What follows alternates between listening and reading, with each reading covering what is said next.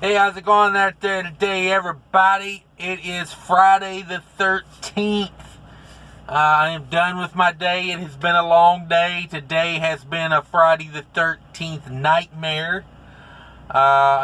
Things could always be worse. I don't be too negative about it, but the load I have should be done already. I'm about an hour and a half away. Don't have enough time to get there. It's been a time vampire type of day. Just everything that could take more time has taken way more time. So I finished up the load to Minneapolis. I had my last video this morning. Basically, I had to sit on it a whole day because I couldn't get somebody else to deliver that for me. And I tried.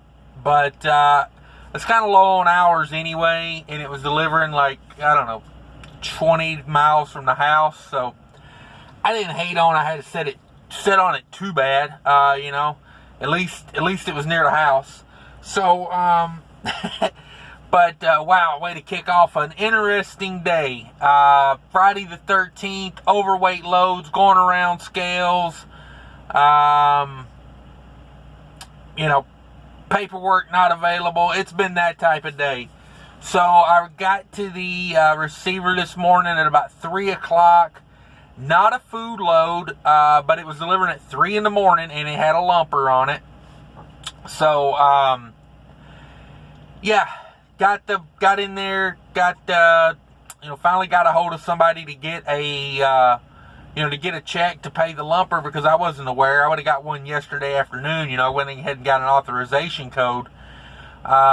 I think it was the first time we'd ever delivered to that customer, and no one knew there was going to be a lumper on that. So, I had to, they got it unloaded at about 5. I got there a little bit before 3. They got it unloaded, I would say 5:20. Had to wait till about 6:30 to get a check to pay the lumper. Luckily, I do get detention pay for that. I talked to him about that. I'm like, we're talking about things that I do my job, and now it's time for you to do your job. And if no one's there, I get it. But at the same time, it's the company's fault, If you're not going to have somebody there that can authorize a check in the middle of the night when I call in, you got to pay me to sit there and wait till someone does come in. That's the way I see it. This ain't UNICEF. I don't do it for free. So I got that worked out finally. So at about a little after 6 o'clock, I get the check turned in, get it all said and done. I take the check in. I'm like, all right, can I get the paperwork for that? The lumper took the paperwork home with him. He went outside to get in his car. He had the paperwork with him, I guess. Got distracted. I don't know. Must have had to go home and take a dump or something. I don't know what was going on. He lived about 15 minutes away. It took him a while to get a hold of him to bring it back. At that point, I was like, I don't even care. Just fax it to the company. But then I guess he was on his way, so I figured, I'd hang out, wait, and get it. Because I wanted to put the in and out times on it myself. Because that's how I'm getting detention pay off of it. I should get about 2 hours detention pay out of that. At least an hour. I told him if you don't put at least an hour on that, don't call me no more. I'm not, it comes a point where they have been really good here, about detention pay. And even if they're not like, well, if we get it, you get it. They'll add it on there, and, as long as you got a good reason and you got your in and out times on the bill, you get it. I've seen so far. Finally got that done. Ran down, had a preloaded trailer at our terminal, about 25 minutes from where I got unloaded. Preloaded, got that set up yesterday. It is a heavy load. It's like 42,000 pounds. I get there. No one's in the office until 7. My timeline might not be correct on what I'm saying here as far as times, but so I got to the terminal. I got the trailer hooked up. Went in to get the paperwork. The paperwork's not where it's supposed to be. The paperwork is locked inside the dispatch office. Again, if you don't do your job, I can't do my job. I try to explain this to people. If you're thinking about getting into trucking, or if you're already in trucking, you probably already know that you can be very productive, but it takes the support team to make it work. Unless you're, and even if you're an owner operator with your own authority, one truck, you know, you're still at the mercy of shippers, receivers, whether those guys do the right thing or wrong thing. So finally, about a little bit before 7, I sat there maybe 25, 30 minutes, it seemed like, after I got the trailer hooked up. I did everything I could do. Got the trailer hooked up, did my inspection. Like I said, did what I could do. So I was just sitting there waiting for them to come in. All I had to do was grab the paperwork from them. Bam, I was on the road. Crossed into Wisconsin with it.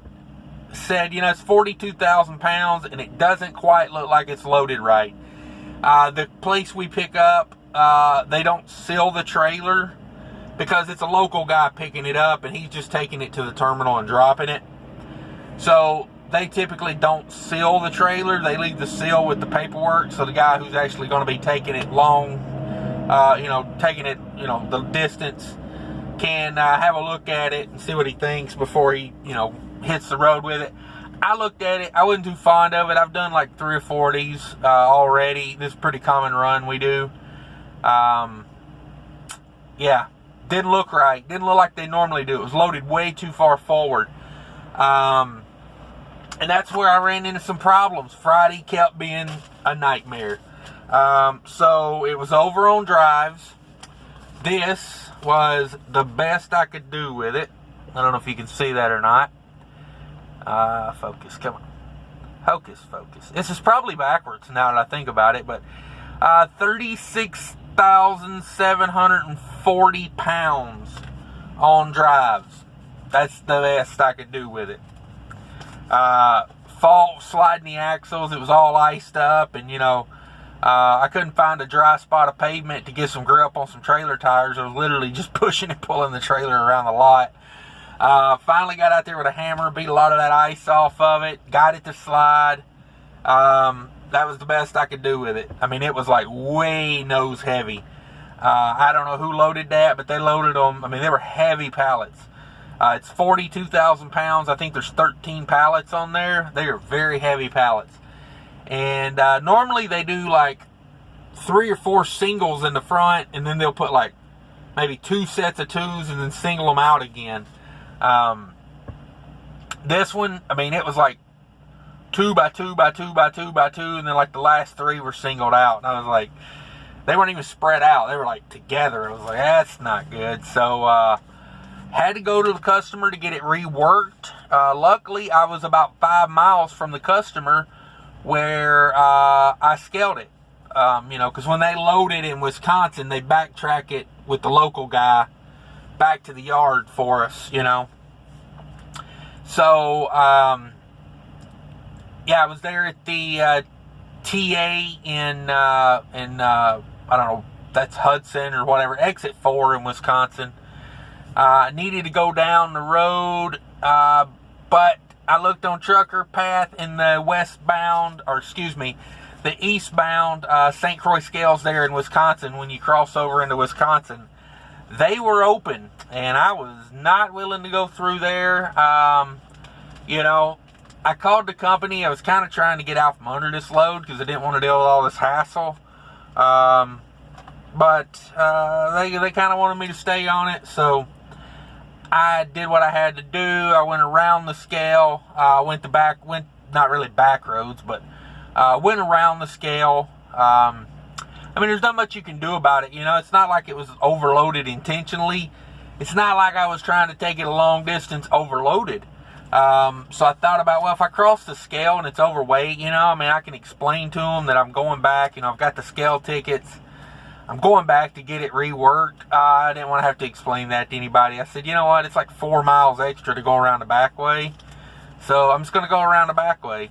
And that's what I did. Went it over there, got it reworked, and they reworked it the bare minimum they could, let me tell you. This is where I ended up at on the drives. 33,980 on those drives. Like I said, when they reworked it to the bare minimum. I'll be glad to get this off in the morning. I was going to get fuel in Wisconsin, but I'm not, I couldn't with that, I couldn't add any more to the drives. I had about 5/8 of a tank, so I wasn't on empty. It's only a 400 and something mile run. So I'll get it off in the morning. I should have been able to get it off today, but between, lumpers holding my paperwork not ready at the terminal where it's supposed to be, fighting a trailer in, the winter snow, and trying to get it axle slid, and then it being overweight and having to go get it reworked. I did get a $30 stop off pay for stopping and have them rework that. Not worth it, but you take what you can get. Sometimes it beats not getting paid anything to go have it reworked. I will say, with the minimum rework, I was only there for about 15-20 minutes maybe. So all in all, it was kind of a wash on that as far as money to, I had to drive like an extra 4 or 5 miles. And then I spent about 20 minutes there. So all in all, I'd say that's about a push. Getting $30 on that. I was there, I would say 30 minutes tops. So that is what it is. But got that done, got moving. Looked like it was going to snow again today. It did snow again in Minneapolis. And then I was trying to get through Wisconsin enough to where I didn't have to deal with that in the morning when I get up. I got a drop and hook first thing in the morning on this load. And the warehouse I'm dropping at, I'm picking up a retail delivery out of there. It's going like 300 miles down into Indiana. Do that drop and hook. Well, that'll be a live unload at the retail location. And then I got, I got another load I got to pick up. It's coming out of the same place that the early morning delivery load was coming out of. So I got a 78 mile deadhead back up to grab one of those. I really like that facility as far as the shipper. They get you in and out of that joker so quick. They're so organized. Everything's already set up, sealed.